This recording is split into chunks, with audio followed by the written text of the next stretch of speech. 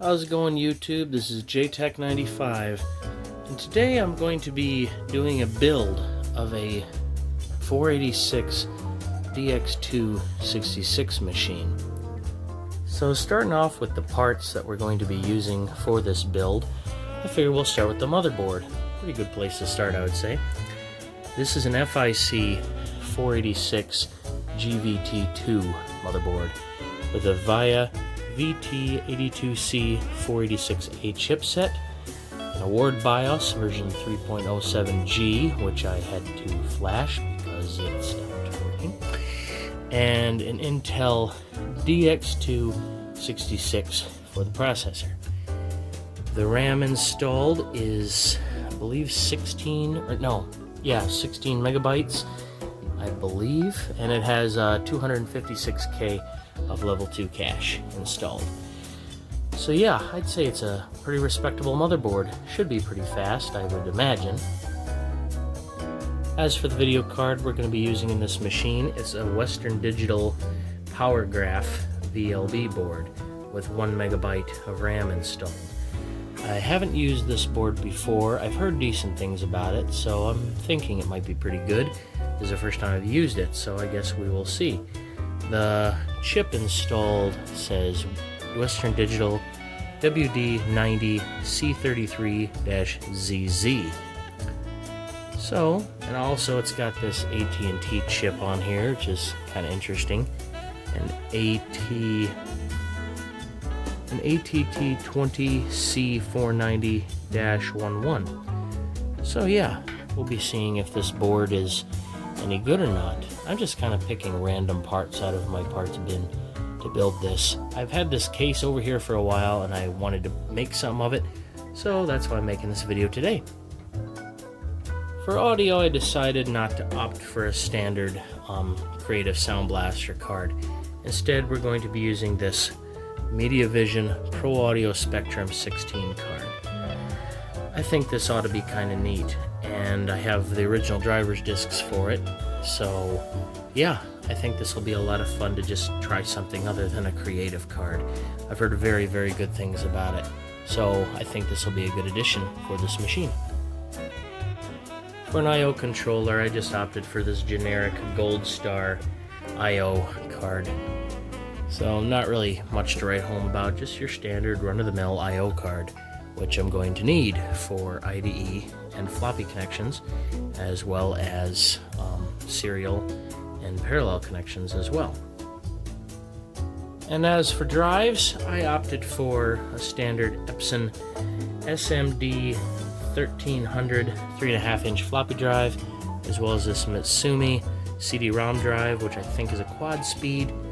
And for a hard drive, I'm going to start with this Seagate ST3144A. I just picked this up recently and I kind of want to see what's on it, so I figured, hey, might as well hook it up here and see what's on it. But for permanent use, I'm going to be using a compact flash. And here's the case I'm going to be using. Yeah, it's kind of interesting. It just says Mini Tower up here. Just your standard half-height AT style computer case with reset, turbo, and power buttons. Yeah, I think this will be a neat little build. So let's pop it open and check the inside. So inside of the case, you got your standard assortment of little cables and headers for your LEDs and buttons on the front. And this one actually does have a power supply. According to the stickers here on the power supply, it is a Max Power MP200W, so it's a 200 watt power supply. Yeah, I think a good thing to do would be to test the output on this power supply before we hook anything to it, just to be safe. I don't feel like blowing up any components or having the power supply blow up in my face. So yeah, let's test it out. Let's turn this sucker on. Let's make sure this is on. Go.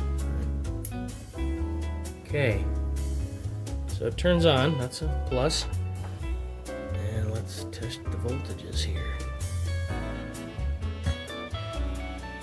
5 volts, 5.25, it's a little high but not bad. Now let's check the 12 volt rail. Ooh. 10.19.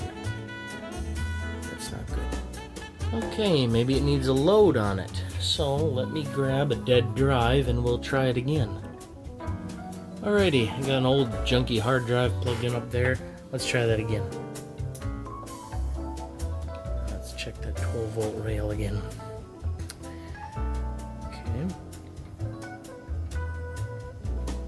Okay, it is putting out almost 12. So that's encouraging. Okay. I'm gonna open it up really quick, just to be safe. Okay, off camera. Yeah, I don't know if you can see that, but there is smoke coming from this power supply. Yeah. That's not good. We're gonna do a different power supply. Okay, in my collection of parts, I had this Aztec SAI 45-3408 AT power supply, and I know for a fact this one works, so we're going to supplant this one in place of that max power. Yeah, max power, more like max fail. Yeah, I'm glad I didn't plug a board into that.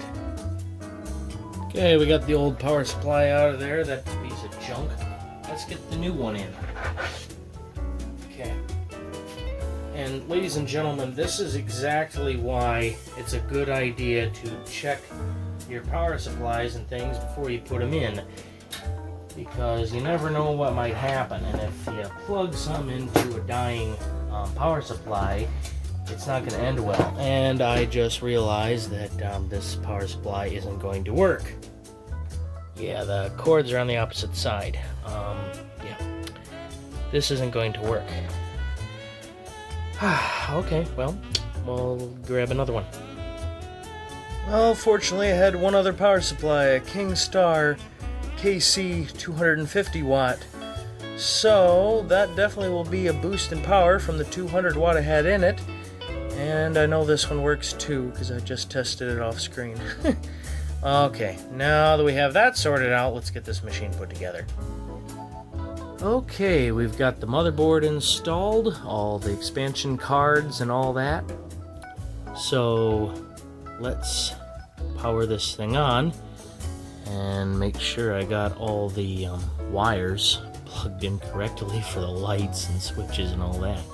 I went off the guide for the motherboard, and I got that from the retro web, so I'm pretty sure I have it all set up right, but you never know unless you try. So let's power this thing on for the first time and see what happens. Alrighty, moment of truth. Incidentally, I have my compact flash that I have set up for diagnostics plugged in right now, just to test some things. So let's see. Okay, well, we have a post. Awesome. Let's go into setup. Cool. And as you can see, the power LED came on, and the turbo too. Let's see if the turbo light works when I hit the switch. Okay, cool. I'm gonna have to fiddle with that button a little bit. It's a little hard to push. So, yeah, we'll address that later. Alright, back to the BIOS. Okay, so we are in the BIOS. Let's go to standard CMOS setup. And we will set the date here really quick.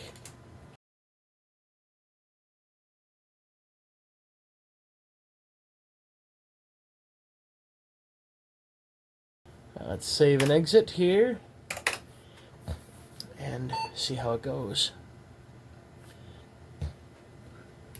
Cool.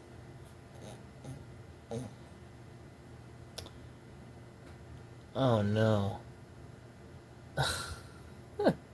I haven't used this board before. Someone set a password on it. Great. Give me half a second here. Okay, people, I'm back. So it turned out the BIOS that was on this board had a password on it, and I could not figure it out. So I went on the retro web and I downloaded the BIOS and flashed it onto a new EEPROM and put it in there, and now it works. The version I got was a little older, but it works, so you'll see a different boot screen now, so I'll Control-Alt-Delete. The version I had on there originally was 3.04, or 3.05 is one of the two, and now it's 3.03. But either way, it works fine. So before we go any farther with adding drives and stuff like that, let's really quick run a couple of benchmarks and see where this machine is sitting at.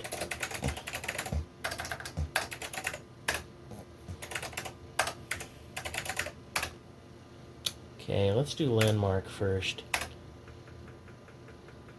Okay, not bad. That video could be better. I'm gonna have to double check the jumpers and make sure I don't have wait state set at 1.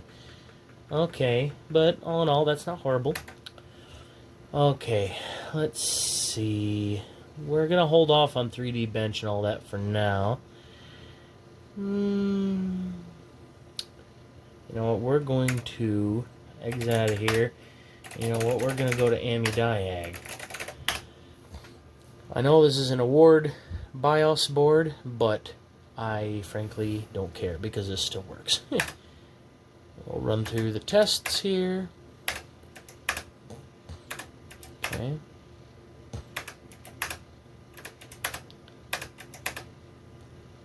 And so far it seems like everything's working alright. Memory, we'll do a parity test. And we'll be right back when this is done. Alrighty. And the rest of this I'm not too worried about. You know what, I'm going to do this just because I like it.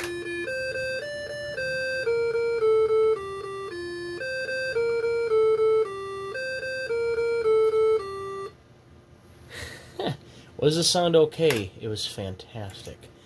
Alright. We'll exit out of here. Exit to DOS. Now, let's, really quick, before we do anything else, I want to see what's on this hard drive. So we're going to hook this up really quick and see what's on it. Alright, hard drive is hooked up, so let's power it back on.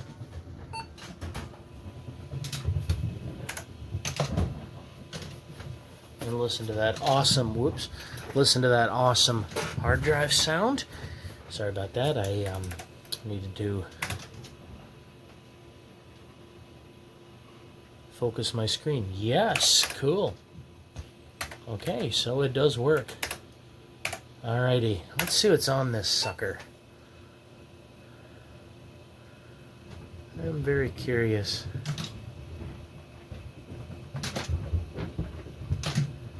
Okay, so MS-DOS. Oh, quarter deck. Oh my gosh. Look at all this stuff. What in the world is all this? Compiling math logic, factory link, runtime manager. R.R. Donnelly and Sons Company, Warsaw Division. Huh. What is that? I'm going to go look that up really, really fast. Okay, so RRD Warsaw is, according to this website with R.R. Donnelly, it's a structural packaging design and artwork management division. And that's in Warsaw, Poland. Huh. I wonder what this drive was used for. Well, let's explore it real fast. Okay, so press F1 to continue. Packer menu, mail table, and stacker, machine setup. Okay, so Packer menu, what's this? Downstream stop feed pointer, missing sig pointer, chain eye pointer, test book. Well, if they're talking about packer as in like packing boxes and stuff like that, that would make sense because it said on the website that they're a structural packaging design and artwork. So that would also explain why they have stop feed. I wonder if that's talking about feeding for a printer. Packer and feeder select. Huh. Let's see. Machine setup. Let's see what's on there. Huh. I don't think there's anything I can really do with this. Yeah. It won't let me do anything. So the machine that this drive was in had to have been hooked to some packaging equipment or something like that. That's neat. That is really neat. We're gonna exit out of here. I guess I can't. Okay. Well, we found out what's on the drive. I'm going to look into that drive a little bit more later. Let's get back to the build. This was a rabbit trail that was, albeit very interesting, but not what we're talking about in the video today. So let's get back to the main point, which is building this 486. Alrighty, we got the cd-rom drive installed and the floppy disk drive installed, and I took the liberty of printing out, if I can pick it up, a case badge. So we're gonna real quick pop that on there and get it looking all nice and pretty.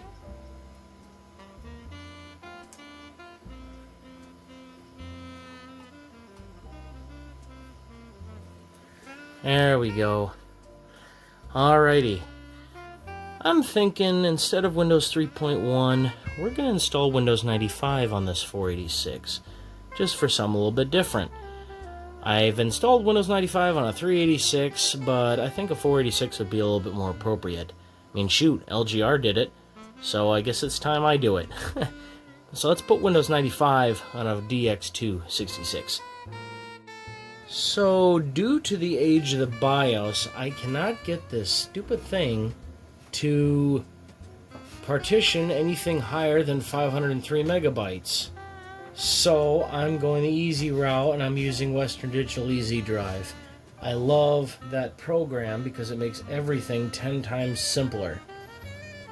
So we're gonna let it finish up that and then start the setup. There we go, into the Windows 95 setup. Let it do its thing here. And we're gonna speed through this really quick and let it do its thing. And once we're done setting it up, we will boot it up and play some games. So just sit tight and enjoy the footage.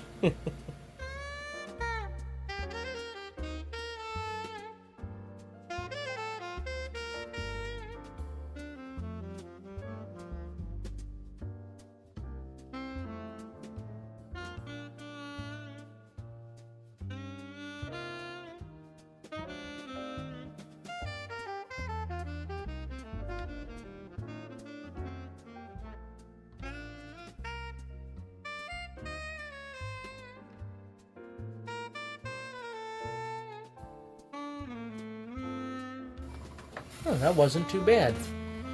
Incidentally, I did end up using an ID hard drive because I did not have any more compact flash adapters that I needed. I needed the male version, all I had were the female ones. So, yeah, I had to use a hard drive, but that's okay.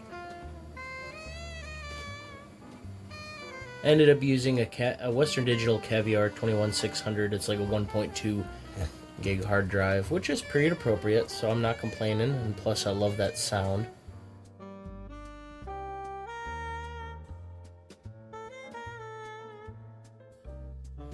Alrighty, well, let's restart our computer and see how the install went. I think it went pretty smoothly, so let's boot up Windows 95.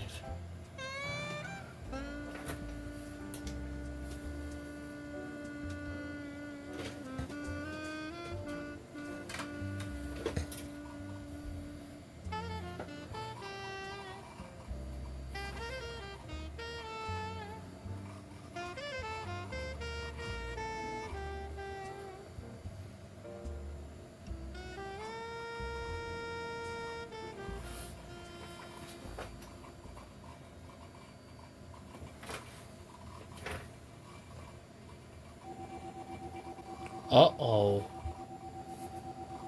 We've got a sound issue. Oops. Well, we're gonna have to sort that out here. I gotta turn down that speaker, that's annoying.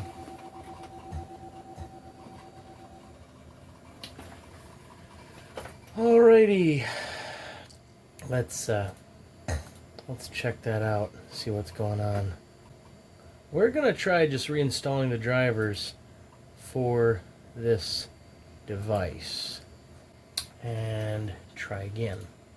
And here we go with take 2. Let's see if this did it.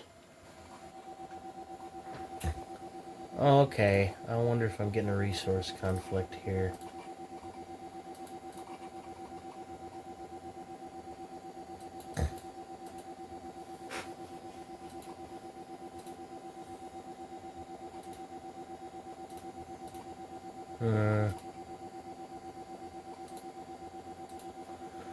Okay. Looks like I need to check the jumpers on that card. So, unfortunately, I've been fiddling around this for the past 45 minutes, and the ProAudio Spectrum card is not wanting to cooperate whatsoever. So, we're going to be using this Jazz 16 instead.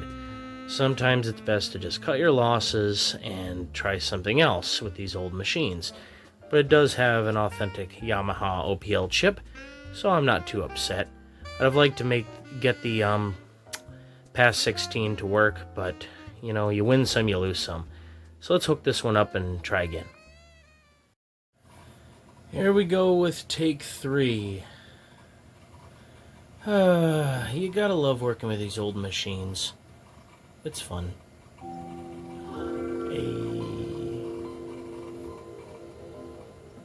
Yes. Okay, we have working sound now, thankfully. Whoops. Let's, really quick, now that we got that fixed, let's, adjust the dimensions a little bit. You know, we're going to leave it at 640 by 480, 256 colors. Oh, this can go up to 24-bit? Oh. Okay, let's see here. Will this support 3D, stuff? Let's see. I'd assume that this VESA local bus card can, but we're going to try it.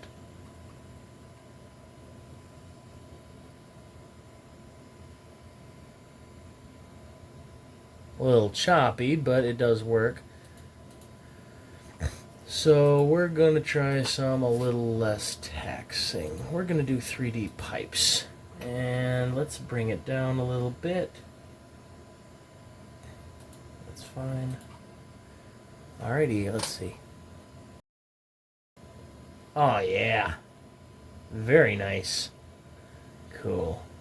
Let's change that background to clouds because I like it. Oh yeah, that's Windows 95. Now let's see, 16 megs of RAM, 8046.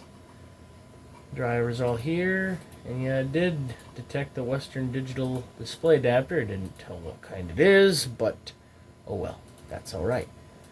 Cool. Let's play some MIDI really quick. Let's see, MIDI player,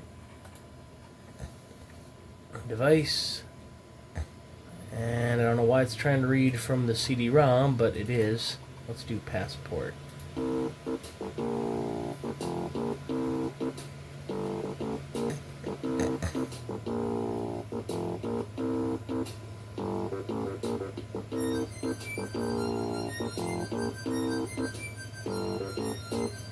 Sweet.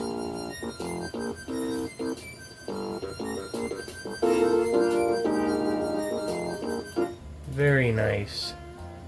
And we're gonna get rid of these and this. We're gonna get rid of those. We don't need all that junk on the thing. Recycle bin. There we go. Cool. We got her all set up. Sweet. Alrighty, now that we have everything all set up and ship shape and ready to go, let's do a for real boot up sequence of of this custom-built 486-66 mini tower with Microsoft Windows 95.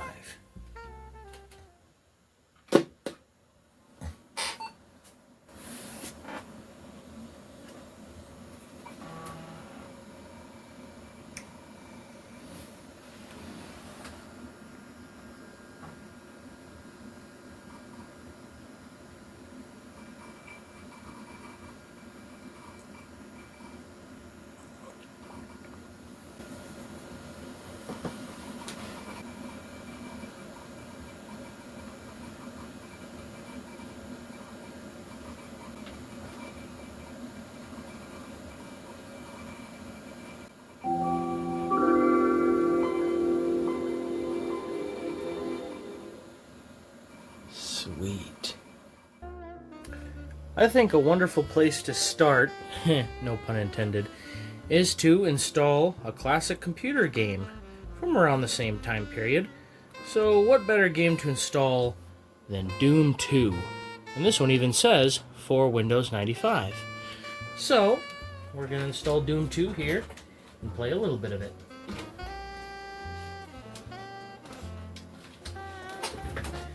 I primarily played games like Doom and Doom 2 using MS-DOS, but for this video we're going to be using Windows 95. So let's get it installed here. Hey, we even got a splash screen, or a autoplay. Let's install.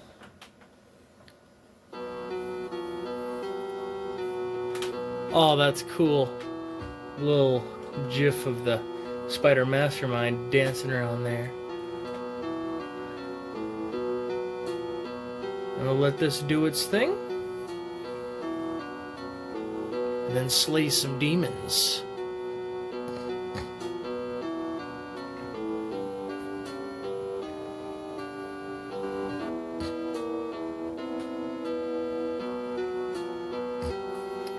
Setup has completed successfully. Sweet. Alright, let's play this thing. Oh, okay. Oh, beat me to it. Alright, play game.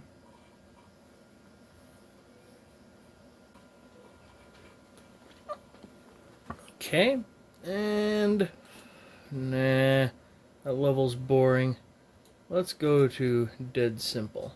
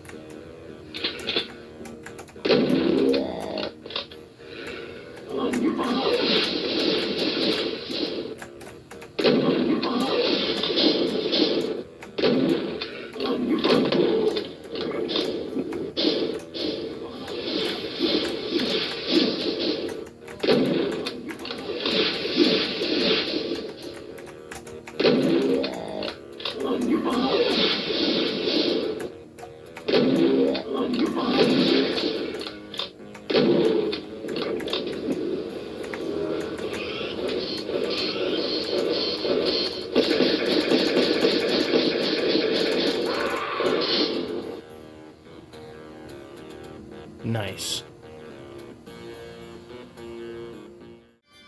Well guys, I hope you liked this video of setting up a 486-66 with Windows 95. Pretty sweet. And anyway, as I said in my little short the other night, if you're planning on being at VCF Midwest this year, I'm looking forward to seeing you guys. This will be my first time going, so I think this is going to be a really, really good time getting to meet new people. Anyways, if you haven't hit that subscribe button, I'd really appreciate it if you would. Hit that like button if you like what you saw, and comment what you thought of the video. Anyways, see you guys next time. Bye-bye.